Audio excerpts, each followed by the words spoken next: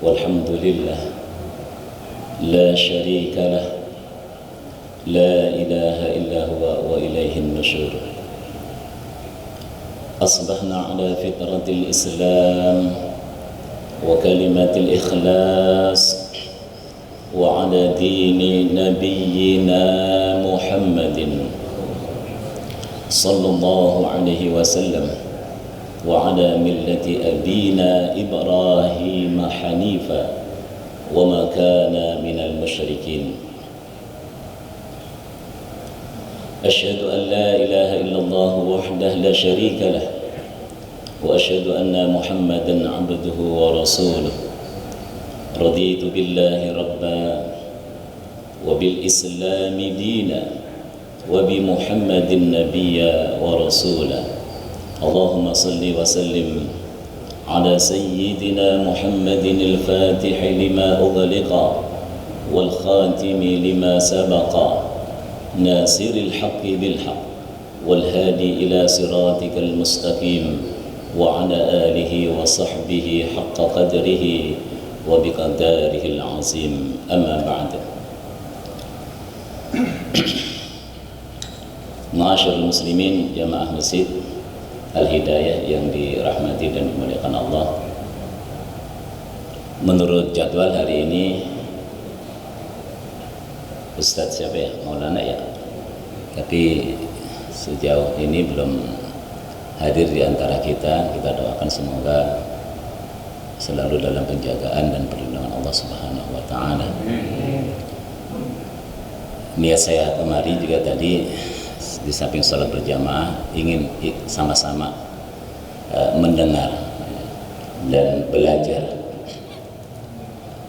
Namun qadarullah diminta untuk menjadi ibadah, sehingga sampai detik ini saya masih mencari tema apa yang mau disampaikan. Kalau Pak Agus siap bawa laptopnya, udah ada di situ materinya ya.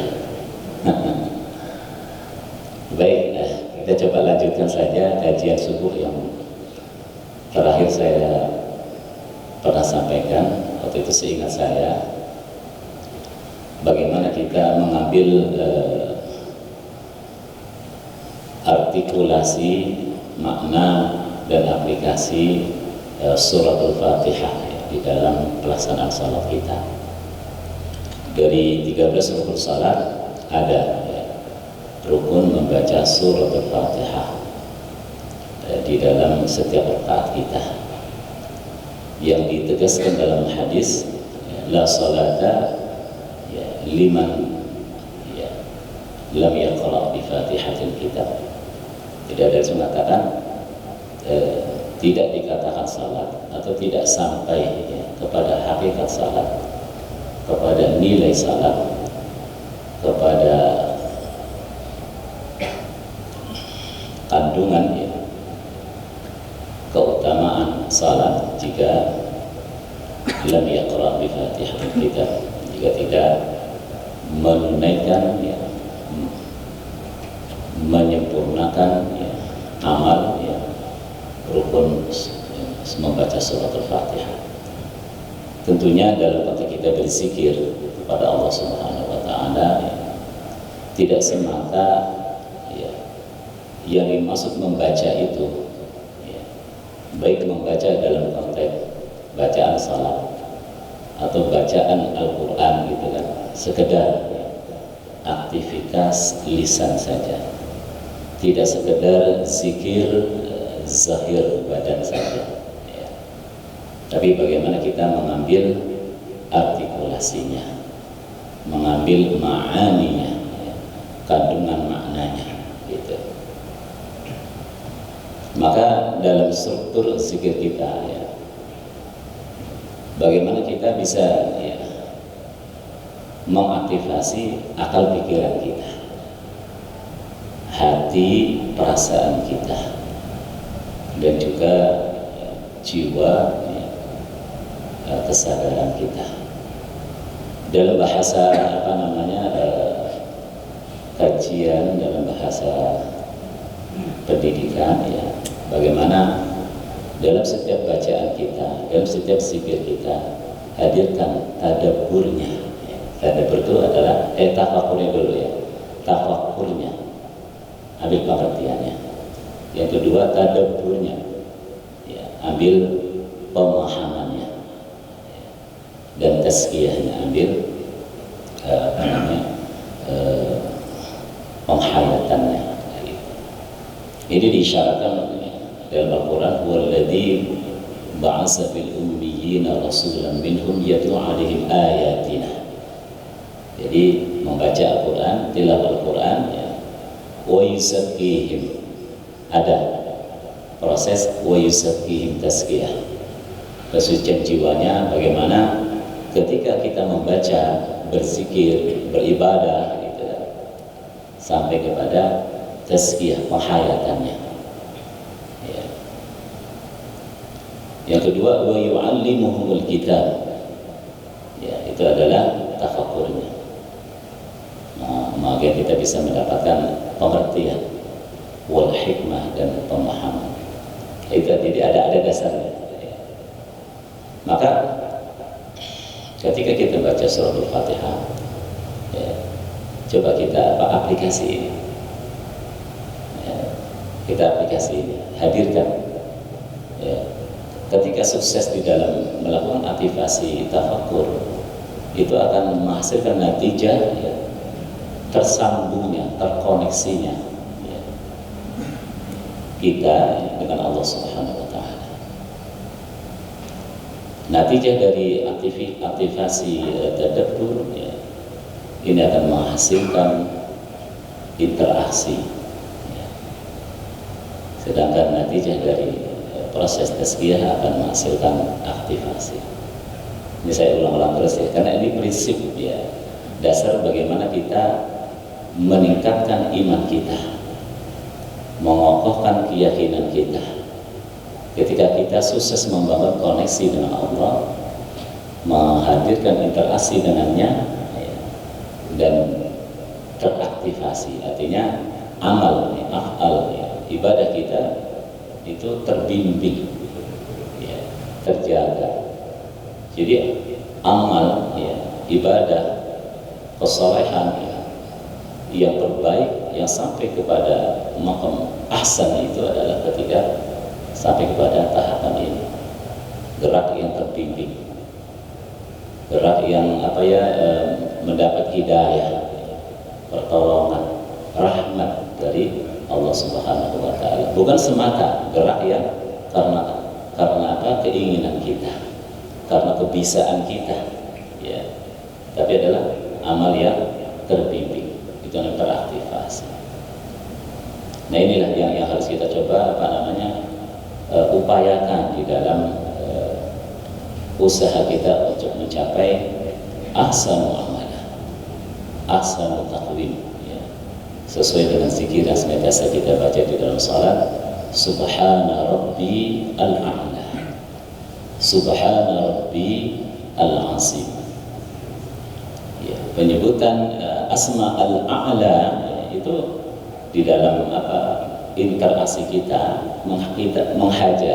menghajati peningkatan derajat, makom, kedudukan kita di sisi Allah Subhanahu Wa Taala. Subhana Rabbi al-A'la.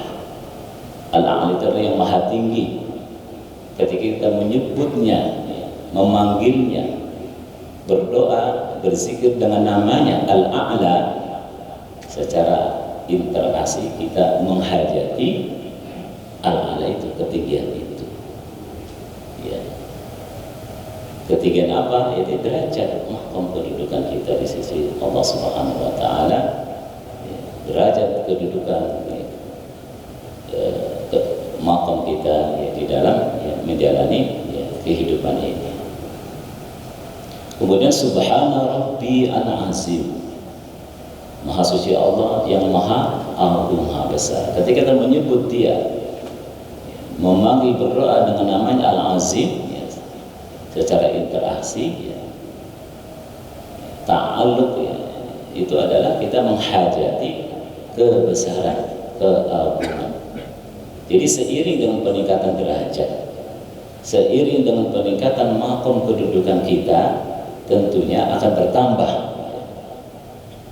kemampuan, kebisaan, atau bahasa Qur'annya karunia sultan dari Allah Subhanahu wa Ta'ala. Jadi orientasi kita ya, dalam beribadah ya, secara interaksinya hadirkan ini.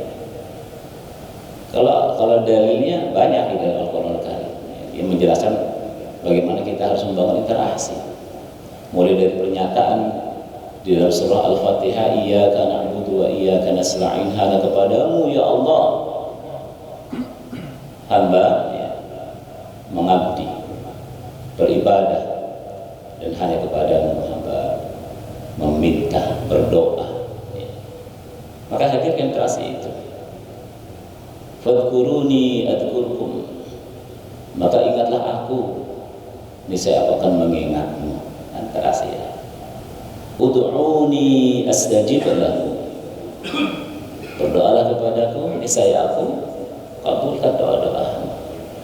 Ini interaksi ya. Bahkan sampai kepada interaksi hubungan yang sangat-sangat dekat ya, bukan sekedar hubungan konektivitas, terhubung, tersambung saja gitu, menghadirkan interaksi sampai ke tingkat kejiwaan gitu. Dikatakan Al-Quran itu yuhibbuhum wa yuhibbuna, Allah cinta kepada mereka dan mereka cinta kepada Allah. Nah, interaksi ini harus kita hajati, harus kita jadikan orientasi dalam seluruh ya, aktivitas ibadah kita, sholat kita, zikir kita, doa-doa kita. Bahkan puncaknya adalah Allah mengatakan radhiyallahu anhum wa radu an, Allah ridho kepada mereka dan mereka ridho kepada Allah. Makanya sesuatu yang sempurna, yang puncak dari tujuan ibadah selalu ada doanya diajarkan oleh Rasulullah SAW. Di antara ini Allah Rasul mengajarkan doa, Allahumma inni as'aluka hubbaka, ya Allah memohon kepadamu kecintaan kepadamu, wa hubba man yuhibbuka, kecintaan kepada orang-orang yang mencintaimu ya. Dan kecintaan kepada apa saja yang bisa mendekatkan diriku kepadamu ya. Jadi kecintaan itu ketika satu sisi ya dituntut ya, harus kita ekspresikan, harus kita miliki. Prakteknya nggak mudah, kita ya, membutuhkan pertolongan, membutuhkan karunia-Nya agar bisa mencintai Allah Subhanahu wa Ta'ala. Dan Allah mengajarkan atau memberikan jalannya kepada kita bagaimana agar kita bisa sampai kepada mahabbah kepadanya.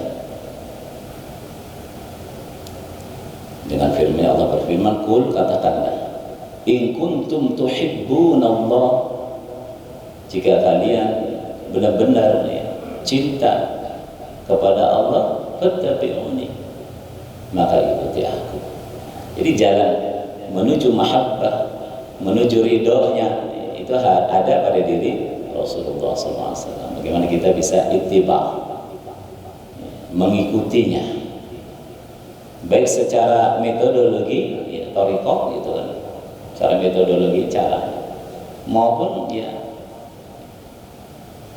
secara performanya, muwasafatnya, akhlaknya, karakternya, jadinya hamba yang cinta dan dicintai oleh Allah SWT itu sosoknya seperti gitu. Profilnya itu ada pada di Nabi SAW, maka jadikan teladan. Nah, gitu. Nah, di antara metodologi dari Rasulullah dan diarahkan oleh Allah SWT dalam konteks ibadah, ya, zikir, ya, dalam konteks ibadah, sholat, zikir atau doa itu kan hadirkan aktivasi yang sempurna, tidak berhenti pada usaha aktivitas qiraah atau tilawah saja, di mana Allah mengatakan, Allah berfirman kalau kita dalam yatlunahu haqqa tilawati, dalam bertilawah itu adalah haqqa tilawati, sampai kepada pengertiannya dengan sebenar-benarnya. Nah, ini harus kita pahamkan secara keseluruhan, baik tahsin dalam pengertian bacaan gitu, tepat makhraj hurufnya, keluar hurufnya, keluar bacaannya, dari baca huruf alif ba ta gitu makhraj huruf, sampai bacaan di dalam susunan kalimat ayat-ayat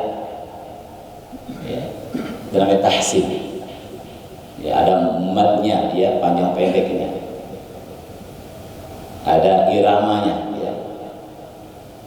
Nah, itu masih pada level pertama. Ada ilmunya gitu yang harus kita pelajari. Ada tahsin, tajwid Dan kemudian bagaimana kita masuk kepada pengertian, pemahaman dan penghayatan. Pengertian dengan tafakkur istilahnya, aktivasi akal pikiran kita. Kita lihat objek secara zahir atas entitas ayat-ayatnya. Di tafakkur itu kita membaca ayat-ayat qauliyah, ayat-ayat kauniyah, dari apa yang nampak dengan mata kepala kita. Lihat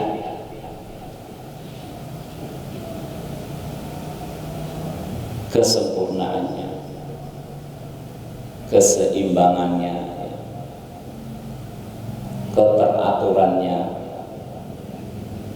keterkaitannya. Itu dia, pikirkan itu dia. Baik ayat kauliyah atau ayat kauniyah. Quran itu kalau kita perhatikan dengan mata kepala aja dulu membaca dalam artian zahir kita lihat kesempurnaannya itu. Ada ilmu, bukan ilmu baru tapi belakangan ini sudah menjadi viral gitu kan. Format struktur Al-Quran gitu. Dilihat dari strukturnya, dari jumlah ayatnya, dari angka bilangannya, subhanallah, sempurna, teratur, terkait, tersusun secara munazzaman wa mutarabitan. Munazzaman itu ada terstruktur, rapih gitu dan terhubung, terkait satu dengan yang lainnya. Begitu kita melihat ciptaan semesta ini. Iqra bi ismi rabbikal ladzi khalaq. Iqra bi ismi rabbikal ladzi khalaq. Bacalah ayat Allah dengan nama Rabb kamu. Jadi kalau kita ingin melihat kesempurnaan ciptaan Allah, baca dengan asmanya, Asmaul Husna itu. Di situ kita akan melihat kesempurnaan ciptaan Allah Subhanahu wa Ta'ala yang menggambarkan kesempurnaan penciptanya gitu. Maka salah satu metodologi yang terbaik ikuti metodologi Quran ini, metodologi Allah dan Rasulnya. Iqra bi ismi rabbika. Di samping pengertian tadi tahsin dan tajwid dari metodologi dengan memperhatikan asmanya. Maka nanti ketika kita menjadikan asma al-husna dalam metodologi tilawah kita, di sana hadirkan tiga pilar al-yakin tadi itu. Bagaimana kita ketika membaca itu rasakan koneksi kita dengan Allah Subhanahu wa Ta'ala, tersambung, terhubung. Ketika kita menggunakan HP, pastikan HP kita terkoneksi, diindikasi dengan adanya sinyal. signal itu, ya pastikan itu dulu supaya apa? Mendapat manfaat, ya, mendapat apa? Tujuan, ya, bisa kita berkomunikasi.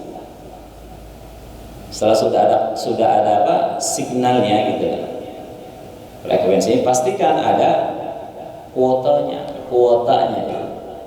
Ada paketnya, supaya apa? Bisa berinteraksi, supaya terjadi apa intinya, gayung bersambut, ya. Kita bersalam, assalamualaikum, di sana menjawab waalaikumsalam. Jangan sampai kita, ya, hanya bicara sendirian gitu, bicara sendirian, nggak ada interaksi, nggak ada manfaat. Dalam doa, zikir, salat kita bisa nggak terjadi begitu? Bisa terjadi. Makanya Allah Subhanahu Wa Taala, ya, mengingatkan kita itu, wa qul i'malu fasayarallahu 'amalakum wa rasuluh. Maka beramallah kamu, beribadah, ya, salat, berzikir, berdoa, beramal sosial, ya, beramal lingkungan, ya.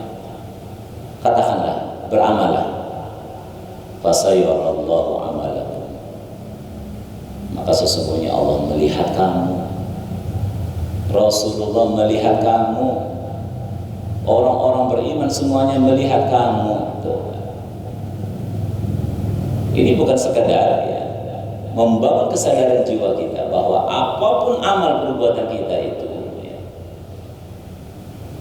dilihat, tapi hendaknya, ya, hadirkan, ya, aktivasi jiwa.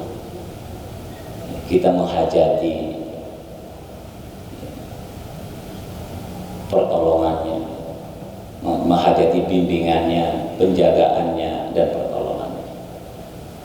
Ya. Ini tiga hal ini harus kita apa? Jadikan, harus ada dalam kebutuhan hajat hidup. Jadi setelah koneksi, interaksi, gitu kan, ya, dari akal, pikiran, ke hati, perasaan, jadikan, munculkan di dalam, ya, apa namanya, menghayatan. Penghayatan itu munculnya, ya tadi ini, penjagaannya dan pertolongannya. Maka di dalam doa Al-Fatihah itu, ya, kita pastikan ini, karena ini jadi kunci dari kesuksesan, kunci dari apa namanya, usaha, ikhtiar. Karena semua kita ini nggak punya kemampuan, medain upaya. La haula wala quwata illa billah. Kemarin dijelaskan itu kan, ya, terkait dengan hajat, ya, kebutuhan kita itu ada 3 level itu: harapan, keinginan, dan kehendak. Harapan, ya, akan dimiliki oleh orang-orang yang terkoneksi dengan Allah Subhanahu Wa Taala, dengan terhubung dirinya dengan Allah. Dia tahu, ya, awal akhirnya, zahir batinnya. Dia akan apa, tahu, ya, apa maksud Allah menciptakan dirinya. Itu dia. Maka, ya, akan muncul dalam, ya, hajatnya itu harapan-harapan, ya, kebaikan masa depannya. Dia akan mendesainnya. Itu harapan. Jadi harapan itu semakin bertambah usia kita itu harus, ya, direkonstruksi, diperbesar sampai menghasilkan terbaik. Karena harapan masa depan itu bukan dunia aja, mimpi, cita-cita, ya, visi, ya, jangan sekedar, ya, diorientasikan kepada hasanah dunia saja, tapi juga hasanah bil akhirah, bahkan, ya, idkum minan nar, seperti itu. Nah, kita semakin bertambah usia, ya, harapan harus semakin besar. Nanti diindikasi dengan takut yang juga semakin besar, ya. Takut dalam konteks apa? Yakhshawna rabbahum wa yakhafuna 'adzabah. Takut pada Allah. Takut dengan apa? Hisabnya. Maka ada dua apa? Wazan fi'il dalam menjelaskan takut itu ada yakhshawna rabbahum, ada yakhafuna. Ya. Bedanya apa itu? Kalau kita yakhshawna rabbahum, takut kepada Allah Subhanahu wa taala, takut dengan ya.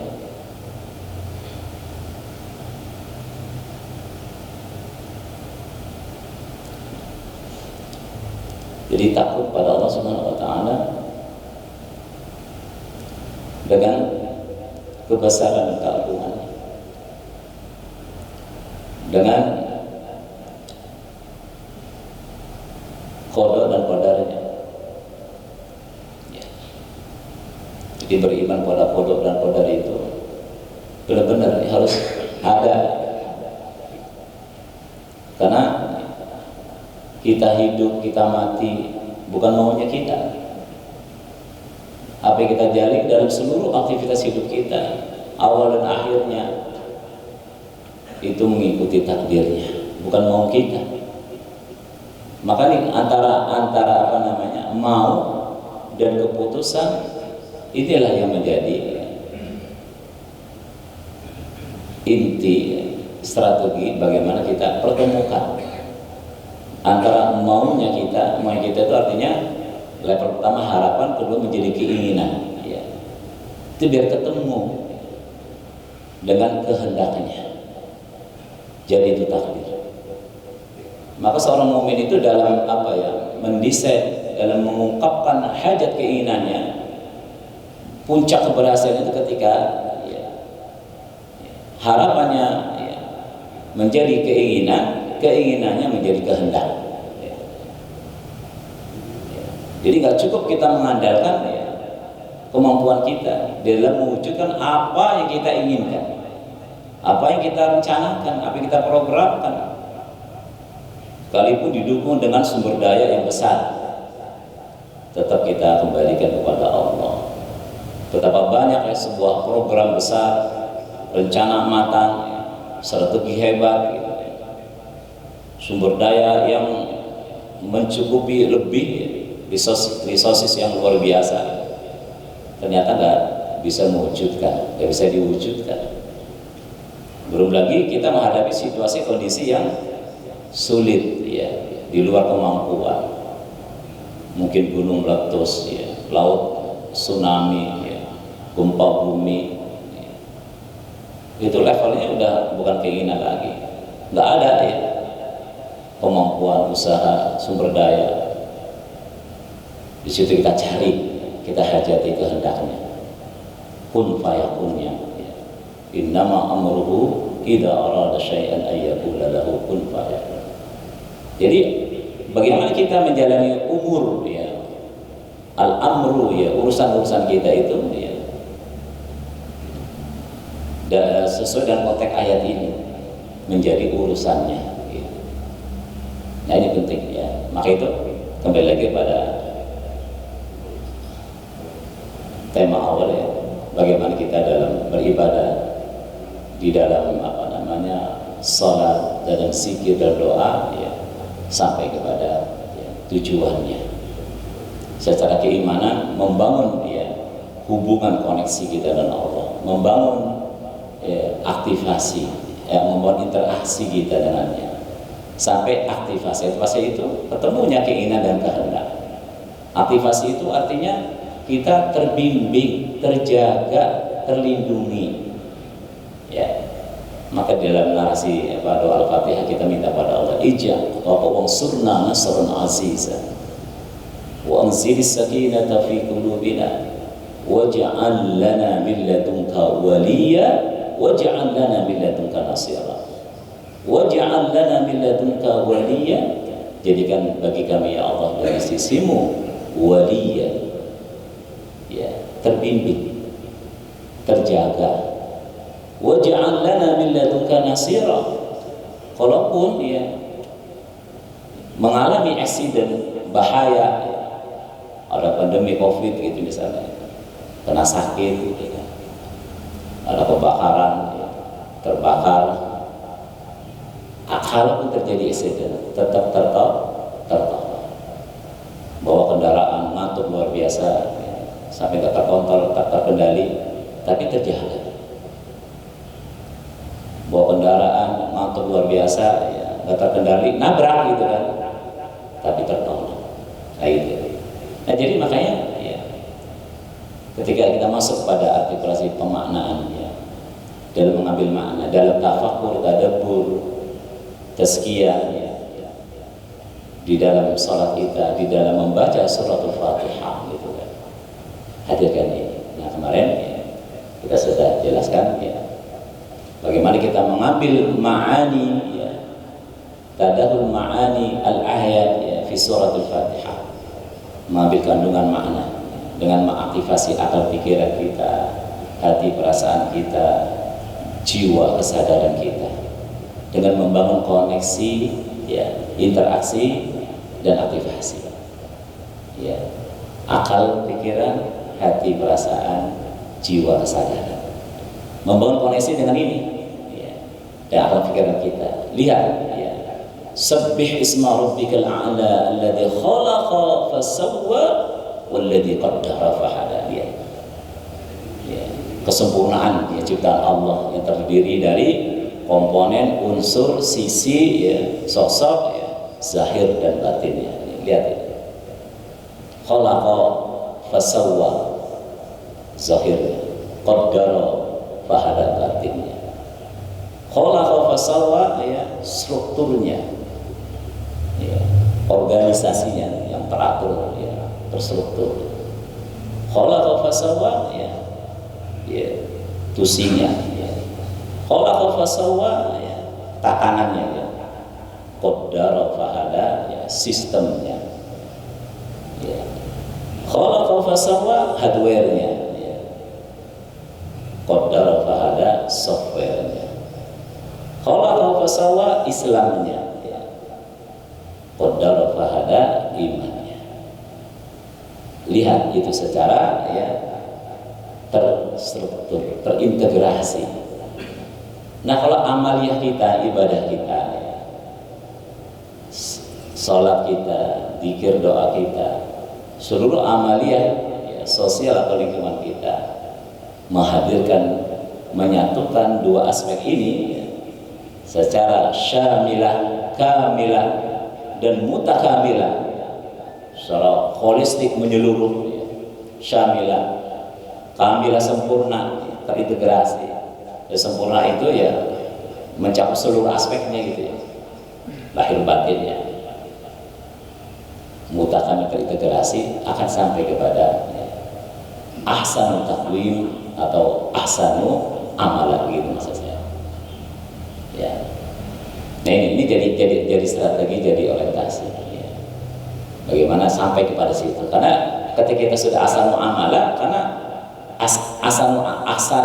ihsan itu, ya, yang terdiri dari ahsanu taqwim dan ahsanu amala, gitu. Itulah secara kondisi keimanan, ya, dimaknai ihsan itu adalah anta'budallaha ka'annaka tara. Itu akan bahasanya itu usul sampai kita kepada Allah, ketemu, bisa berinteraksi, merasakan aktivasi, dan namanya usul. Jadi usul pada Allah bukan melihat dalam konteks kita melihat makhluk, kan Allah bukan makhluk, tapi secara batiniah kita merasakan usul sampai kepada Allah, diindikasi dengan tersambung, merasakan ketersambungan. Ya, fa inni qarib, sungguhnya Allah dekat, dirasakan dekatnya Allah itu. Bahkan wa nahnu aqrabu ilaihi min hablil warid, Allah lebih dekat dari urat lahirnya. Sampai puncaknya wallahu bi kulli syai'in muhit. Allah dekat, Allah lebih dekat dari urat lahirnya. Allah meliputi dirinya, lahir batinnya, awal akhirnya. Nah, seorang yang meyakini bahwa Allah meliputi dirinya, lahir batinnya, awal akhirnya, akan membangun kesadaran, akan membangun kepasrahan dan keyakinan Allah.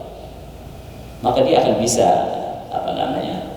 bertawakal akal sempurna kepada Allah Subhanahu wa taala. Merasa akan terbimbing, terjaga, terlindungi. Ya.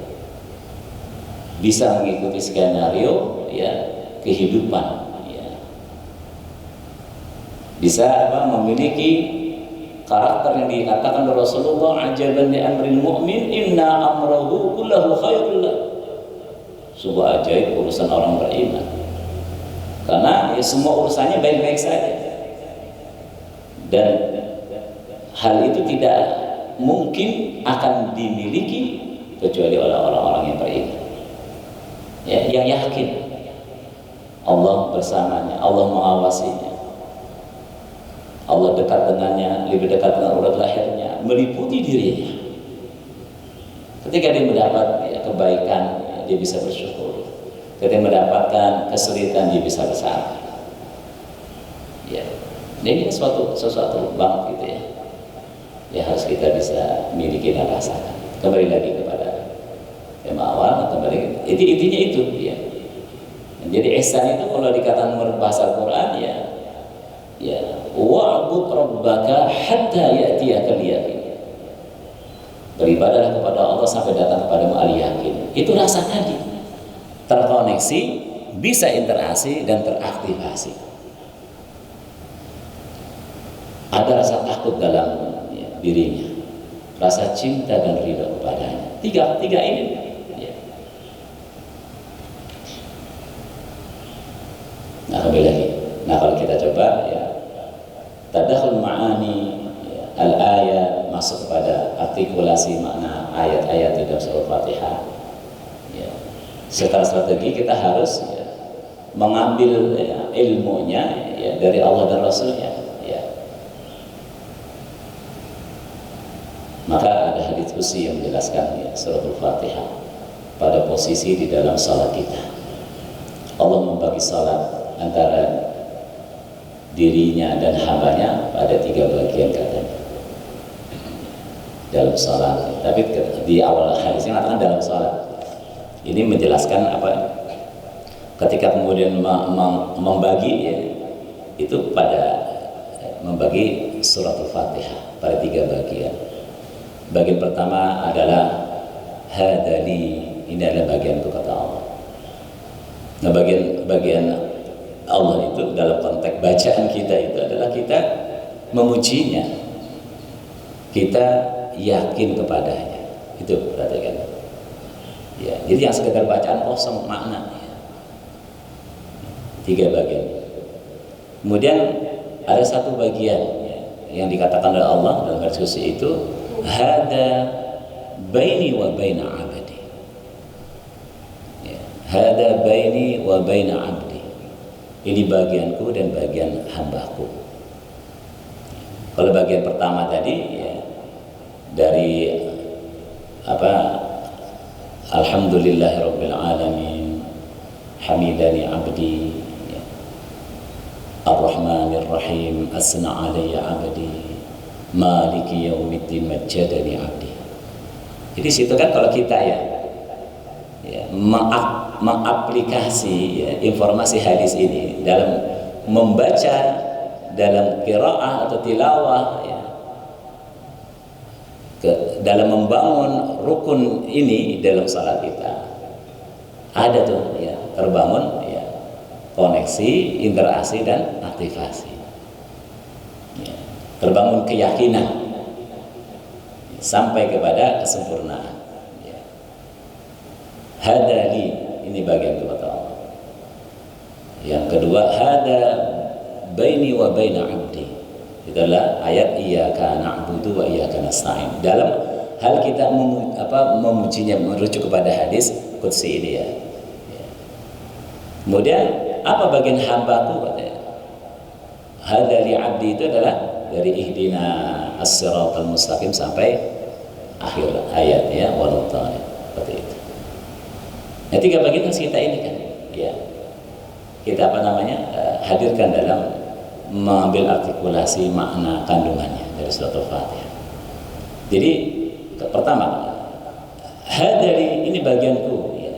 Ketika Allah mengatakan hadali, ini bagianku ya, dalam konteks amal kita, aktivasi bacaan kita, ya, hadirkan pujian kepadanya. Hadirkan pujian, ya. Sesuai dengan penjelasan dalam hadis qudsi tersebut.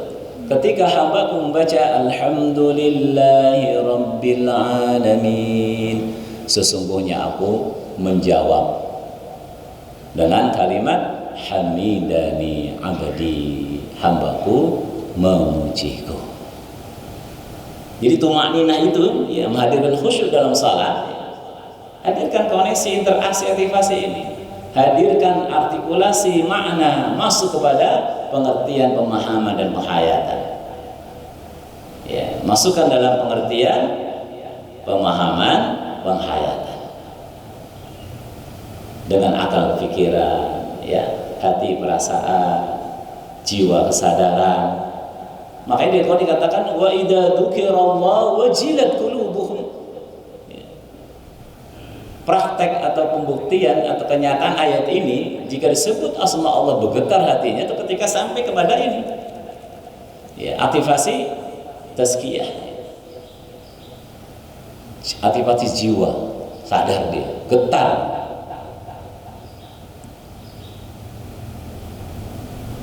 Ketika dibacakan ayatnya bertambah imannya, nih, hati perasaan, ya. Jadi indikasinya ada gitu kan. Nah, ketika kita mendapatkan indikasi itu sukses tuh. Ya, sampai kita usul pada Allah Subhanahu wa taala. Terus ayat apa kalimat bismillahirrahmanirrahim gimana nih? Ya, mengambil apa namanya makna qiyas atau apa dari hadis qudsi ini, ya. Ketika kita baca bismillahirrahmanirrahim, yakini bahwa Allah mendengar bacaan kita, sebagaimana bacaan di ayat selanjutnya alhamdulillahirabbil alamin. Yakini dia menjawab, ya, bacaan kita. Dan redaksi alhamdulillahirabbil alamin hamidani abdi. Berarti yang membaca, karena di hadis itu membagi jelaskan mulai dari alhamdulillah. Tapi kita dalam praktek membaca bismillahirrahmanirrahim, gak masalah, ya. Cuma kalau kita ingin mengambil apa koneksi interaksi aktivasinya dengan bacaan bismillahirrahmanirrahim, apa yang harus kita sikapi, kita aktivasi, ya. Maka merujuk kepada apa namanya jawaban Allah di apa bacaan alhamdulillahirabbil alamin hamidani abdi arrahmanirrahim asna alayya abdi maliki yaumiddin majjadani abdi, ya, sama kita ambil keyakinan ketika kita baca bismillahirrahmanirrahim, sesungguhnya Allah benar dan menjawab bacaan kita dzakarani abdi, hambaku mengingatku, sesuai dengan ayat fadkuruni adkurkum, maka ingatlah aku akan mengingatmu. Nah gitu, ya, bismillahirrahmanirrahim, langsung di apa aktivasi hati kita, ini kita mendengar, ya, firman Allah, jawaban Allah fadkuruni adkurkum, dzakarani abdi fadkuruni adkurkum, ya, hambaku mengingatku, sesuai dengan perintahnya ingatlah aku akan mengingatmu. Alhamdulillahi rabbil alamin hamidani abdi, hambaku memujiku. Ar-Rahmanir-Rahim asna alayya abdi maliki yaumiddin, asna alayya abdi tadi hambaku menyanjungku, majjadani abdi hambaku mengagungkanku. Ini aja kalau dipraktekkan sesuai hadis ini tuh jadi itu. Sampai kita pada keyakinan, sampai kita pada wusul, sampai kita pada ihsan, sampai kita pada khusyuk dalam salat kita. Tidak sekedar bacaan, ya, lisan mulut kita saja, tapi ada aktivasi akal pikiran, hati perasaan, jiwa kesadaran. Kalau ingin diperluas lagi, alhamdulillahi rabbil alamin hamidani abdi, jiwa kita kemudian memuji lagi, Rabbana lakal hamd hamdan katsiran tayyiban mubarakan fi mil'us samawati wa mil'ul ardi wa mil'u ma syi'ta min syai'in ba'd. Itu. Ini kalau ingin apa, ini bisa bacaan apa namanya, tahmid ya. Setelah ruku, berdiri setelah ruku itu. Rabbana lakal hamd. Mau diperluas, Rabbana lakal hamd hamdan katsiran tayyiban mubarakan fi. Ya. Rabbana lakal hamd, wahai Rabb kami, bagimu segala puji. Rabbana lakal hamd hamdan katsiran, pujian yang banyak. Sebanyak apa? Banyak bilangan makhluknya. Ya, tak terhitung ya. Rabbana lakal hamd hamdan katsiran tayyiban, pujian yang baik, mubarakan fi, yang penuh keberkahan. Mil'us samawati wa mil'ul ardi, meliputi ya, luasnya langit, luasnya bumi. Ya. Wa mil'u ma syi'ta min syai'in ba'd, ya. Pujian sesuai dengan ya, ma syi'ta, apa yang kau kehendaki, sebanyak hitunganmu, sesuai dengan ridhomu itu. Nah, itu. Alhamdulillah rabbil alamin hamidani ar-rahmanir rahim asna alayya abdi. Paling kita hadirkan itu asna alayya abdi, hambaku menyanjungku. Artinya secara ya apa namanya keyakinan kita ya yakin Allah mendengar dan Allah menjawab. Kalau Allah mendengar artinya terkoneksi gitu kan. Allah menjawab, ada interaksi. Kalau Allah menjawab ya, pujian kita berikutnya akan lebih mantap lagi, lebih dahsyat lagi. Kayak kita di jalan nih ketemu seorang kan, ya, kita sapa dia, nyambung rasa, ya. Hai gitu kan, halo, assalamualaikum. Ya, ketika dia jawab, waalaikumsalam, hai juga, apa kabar gitu kan? Itu kan interaksi, nyambung tuh ke jiwa kita, ke hati kita. Ya, nyambung ke jiwanya, dibangun interaksinya lagi, sampaikan ya kebutuhan, sampaikan kabar, sampaikan rencana program gitu. Tapi begitu juga cara kita berinteraksi dengan Allah SWT dalam salat dan zikir ya, dalam doa kita. Ar-Rahmanir Rahim. Ya. Nanti kalau ini mau dielaborasi, kita mengatakan Ar-Rahmanir Rahim, bagaimana kita mengaktifkan pikiran kita? Kita lihat ya, kenyataan Ar-Rahman Ar-Rahim itu dalam ya, entitas, peristiwa, kejadian ya, yang kita alami sehari-hari ini. Kalau bukan karena rahmat Allah, nggak ada kesempurnaan, nggak ada keseimbangan, nggak ada penjagaan dan perlindungannya. Nikmat karunia yang banyak berlimpah, ya, rahmat yang luas. Ya. Nih akal kita berpikir. Hati kita men Ar-Rahmanir Rahim, yakin dia mendengar dan dia menjawab. Ya. Asna alayya abdi, hambaku menyanjungku. Masuk ke jiwa kita nih. Kita puji lagi dia. Rabbana lakal hamd hamdan yuwafi ni'amahu wa yukafi mazidah. Ya Rabbana lakal hamd kama yanbaghi li jalali wajhika wa azim sultanik. Dasar banget itu. Rabbana lakal hamd, ya Rabb kami, bagimu segala pujian. Pujian hamdan yuwafi ni'amahu, sebanding dengan nikmat yang kau karuniakan. Ya. Kita kalau menghitung nikmat Allah, ya unlimited ya. Wa in ta'udu nikmatallah la tuhsuha. Jika kau hitung nikmat Allah, nggak akan sampai kamu mendapatkan ya, jumlahnya, saking banyaknya, nggak terhitung, unlimited. Maka pujian kita pun ya, harusnya segitu, sebanding dengan nikmat yang Allah berikan. Maka memuji Allah itu tidak sekedar ya apa yang kita dapati, apa yang kita ketahui, apa yang kita rasakan. Karena sesungguhnya kita hidup ya di dalam apa namanya bahar, istilahnya lautan ya, nikmat karunia yang banyak tak terhitung. hamdan yuwafi ni'amahu wa yukafi mazidah.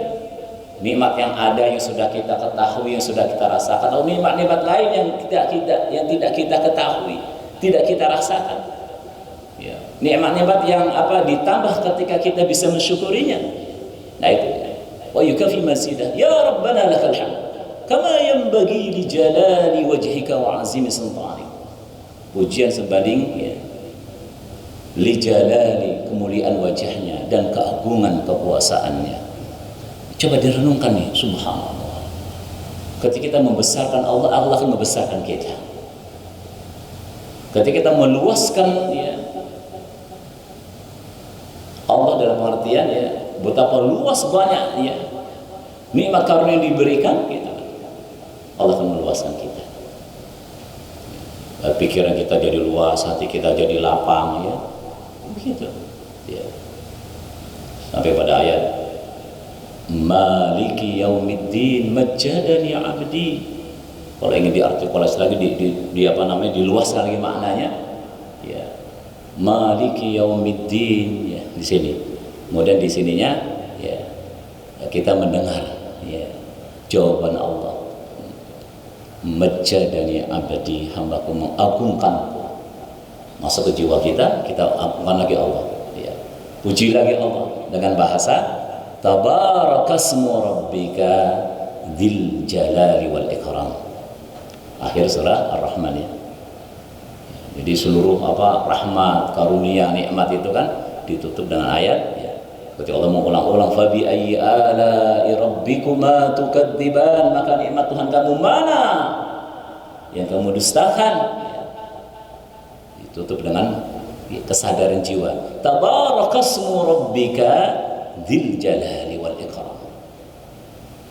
Maha suci Allah, Maha suci Rabb kamu yang memiliki kemuliaan ya, keagungan dan kemuliaan, subhanallah. Nah begitu. Jadi ini metodologinya, strateginya bagaimana kita bisa ihsan, mencapai makom ihsan, selalu meningkat ya, derajat, makom, kedudukan, dan juga tadi ya, meningkat ya, kemampuan, kebisaan ya, karunia sultan dari Allah Subhanahu wa taala sesuai dengan ya tasbih ya, subhana rabbi al-a'la, subhana rabbi al-azim. Supaya kita bisa sampai kepada ya, masuk dari ayat wa'bud rabbaka hatta ya'tiyakal yaqin. Supaya sampai kita kepada ya, salat yang khusyuk yang bisa membuka ya, hikmah ya, dari salat yang kita jalankan. Salat itu adalah inti ibadah. Salat itu awal yang dihisab. Salat itu adalah mi'raj orang-orang yang beriman. Jangan jadi informasi aja ya, tapi kita buktikan ya. Linuriyahu min ayatina barakna haulahu linuriyahu min ayatina. Makanya dalam doa juga kita minta pada Allah, Rabbana atmim lana nurana, ya Allah sempurnakan bagi kami cahaya kami. Dia ketika meminta pada Allah, atmim lana, sempurnakan cahaya kami. Atmim lana, sempurnakanlah bagi kami cahaya kami. Ibaratnya di kepala kita, di otak kita ini sudah ada akal ya, sebagai pelita. Juga di hati kita, di jiwa kita itu minta disempurnakan ya. Kalaupun nggak ada cahaya, ini jalan juga nih, tapi nggak terbimbing. Yang muncul memuliakan, mengagungkan diri sendiri ego. Ketika dia terbimbing, mendapat cahaya Allah nih, akal hati jiwa kita ya, maka akan terbimbing dan makin sempurna. Di situ kita akan ya diberi karunia kasyaf ya, mukasyafah, diberi karunia syahadah, musyahadah, melihat kesempurnaan, keagungan, kebesaran Allah Subhanahu wa taala. Aku qouli hada fa astaghfirullahal azim li wa lakum. Sebelum ditutup barangkali ada yang mau disampaikan, silakan.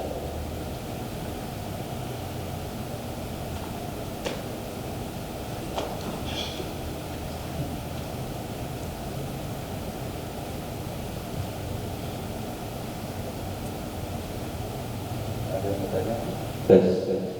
Silakan. Assalamualaikum warahmatullahi wabarakatuh. Waalaikumsalam. Bukan bertanya Ustaz. Jadi pada jemaah sekalian, ini adalah sambungan dari apa yang disampaikan oleh Ustaz beberapa waktu yang lalu. Judulnya adalah tempo hari artikulasi makna hidayah. Ini sudah di-share di grup seminggu setelah Ustaz menyampaikan. Jadi kalau ini disampaikan tadi itu sebetulnya baru 4 slide. Ya, baru 4 slide, yaitu doa Al-Fatihah. Nah, ini ada 30 slide. Jadi kayaknya Ustaz siap-siap sampai beberapa episode. Jadi apa yang disampaikan ini adalah bagaimana kita meningkatkan sholat kita yang pada intinya adalah interaksi dengan Allah Subhanahu wa Ta'ala, supaya kita lebih dan lebih lagi dalam memaknai atau menjiwai sholat. Alhamdulillah Ustaz, kalau sholat subuh itu tadi itu 10 sah kali 25 250. Itu kalau semua khusyuk, Masya Allah, itu doanya nembus kelas. Jadi jangan bosan Ustaz, bimbing kita untuk sedikit demi sedikit bagaimana sholat kita ini jadi bermakna. Jadi sekali lagi, mungkin nanti saya ulang sekali lagi. Jadi ini memang mudah, tapi kita ulang-ulang, insya Allah kita nanti sampai pada tingkat khusus.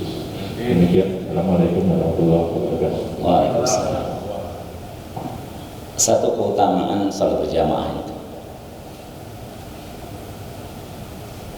jika ada salah satu saja dari jamaah sholat yang memiliki atau mempraktekkan mengamalkan sholat secara khusyuk, semuanya dapat. Maka itu kita ketika memuhasabah diri, ya Allah masih banyak kurang, masih belum khusyuk, datang ke sholat berjamaah. Berharap semoga ada salah satu aja dari jamaah sholat ini yang khusyuk dapat kita. Gitu ya. Barakallahu fikum. Ada lagi, silakan. Kalau nggak ada, kita tutup ya. Subhana rabbika rabbil izzati amma yasifun wa salamun alal mursalin. Subhanakallahumma wa bihamdika asyhadu an la ilaha illa anta astaghfiruka wa atubu ilaik. Assalamualaikum warahmatullahi wabarakatuh.